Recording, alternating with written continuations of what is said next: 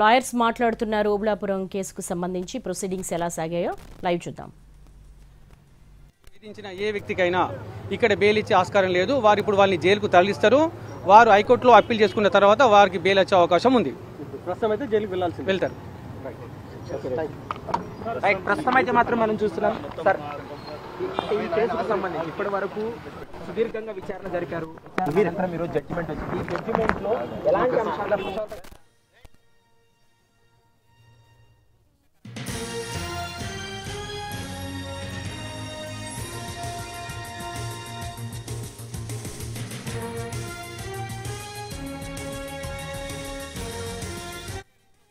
మొదలైంది. 2024 నవంబర్లో విచారణ పూర్తయింది. అంటే దాదాపు 2 సంవత్సరాల సుదీర్ఘ విచారణ. 219 మంది సాక్షులను విచారించిన తర్వాత వాళ్ళ యొక్క సాక్ష్యాధారాలను పరిశీలించిన తర్వాత ఈరోజు సిబిఐ ప్రధాన న్యాయస్థానం ఈ యొక్క తీర్పును వెలువడించడం జరిగింది.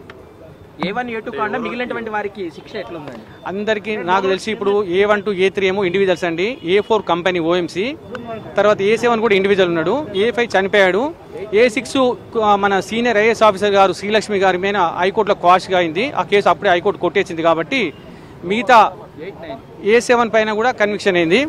తర్వాత 8-9 పైన వారిద్దరిని కృపానంద మన సబితాన్ రెడ్డి గారు కృపానందం గారి పైన కేసు నిరూపణ కాలేదు కాబట్టి వారిని నిర్దోషులుగా చెప్తూ కోర్టు తీర్పు చెప్పడం జరిగింది. అప్పీల్కి అవకాశం ఇచ్చిందా? ఇప్పుడు అప్పీల్కి అవకాశం అనేది ఉండదండి. 1 మంత్లో వాళ్ళు హైకోర్టులో అప్పీల్ చేసుకోవాలి.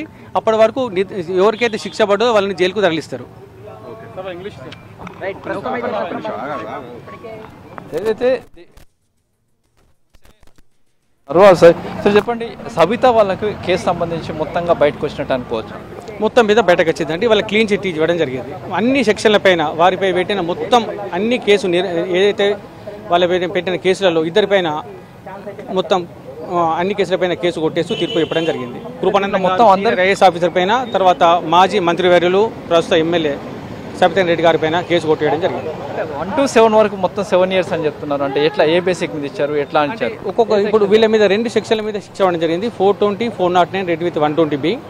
తర్వాత ఈ ఎవరైతే మన వీరున్నారో మన రాజగోపాల్ గారు వారిపైన 13 of పీస్ యాక్ట్ పైన కూడా శిక్ష ఇవ్వడం జరిగింది.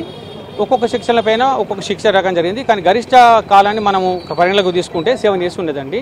అన్ని సమపాలనలో అది చేయాలని ఉంటుంది కాబట్టి 7 years కౌంట్ చేయవలసి వస్తుంది. జరిమానా విధించారు? జరిమానా కూడా ఉందండి. ఒక్కొక్క సెక్షన్కి ఒక్కొక్క జరిమానా ఉంది. ఆ జరిమానా కూడా వాళ్ళు డిపార్ట్ చేయవలసి వస్తుంది.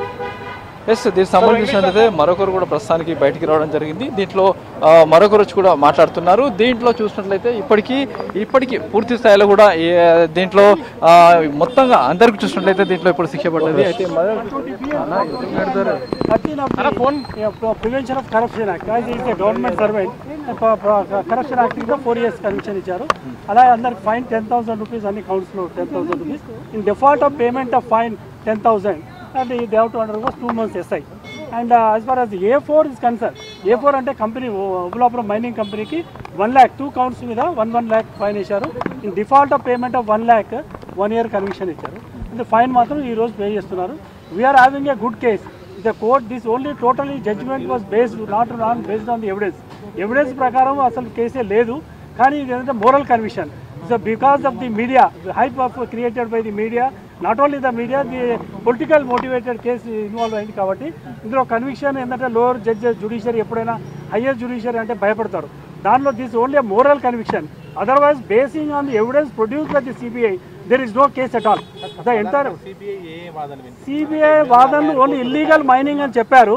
కానీ ఎక్కడి నుంచి తీసుకొచ్చారు మరి? ఇప్పుడు ఆ మైనింగ్ చేయాలంటే ఇల్లీగల్ మైనింగ్ చేసి ఎక్కడి నుంచి మెటీరియల్ తీసుకురావాలి. ఏ ప్లేస్ నుంచి తీసుకొచ్చారనేది సింగిల్ ఎవిడెన్స్ కూడా లేదు. కానీ ఓవరాల్గా జనరల్గా వీళ్ళు మైనింగ్ ఇల్లీగల్ మైనింగ్ చేశారు, వేరే కర్ణాటక స్టేట్ నుంచి తీసుకొచ్చారు ఐరన్ ఓర్ అని చెప్పారు. కానీ కర్ణాటకలో ఏ మైన్ నుంచి తీసుకొచ్చారు, మరి ఏ మైన్ నుంచి ఎంత తీసుకొచ్చారని మాత్రం ఎక్కడ ఎలాంటి ఆధారాలు లేవు. Is only a conviction was given, moral conviction మాత్రమే. ఎందుకంటే main allegation is illegal mining. Illegal mining ఎక్కడ చేశారు, ఎంత చేశారు అనే దానికి there is no single evidence. 866 కోట్లు అనేది వాళ్ళు వే క్యాలిక్యులేషన్స్. వాళ్ళు చెప్పేది ఏంటంటే ఇంత మెటీరియల్ తీసుకొచ్చారు, అది ఇల్లీగల్గా తీసుకొచ్చారు, దాని అమౌంట్ 884. అసలు మేము రికార్డు ప్రకారము వాళ్ళే ఎగ్జామ్ చేశారు ఏంటంటే మైనింగ్ రేజింగ్ కాంట్రాక్ట్కి ఇచ్చారు. మైనింగ్ రేసింగ్ కాంట్రాక్ట్ ప్రకారం రికార్డ్స్ ప్రకారము 1 crore 22 lakhs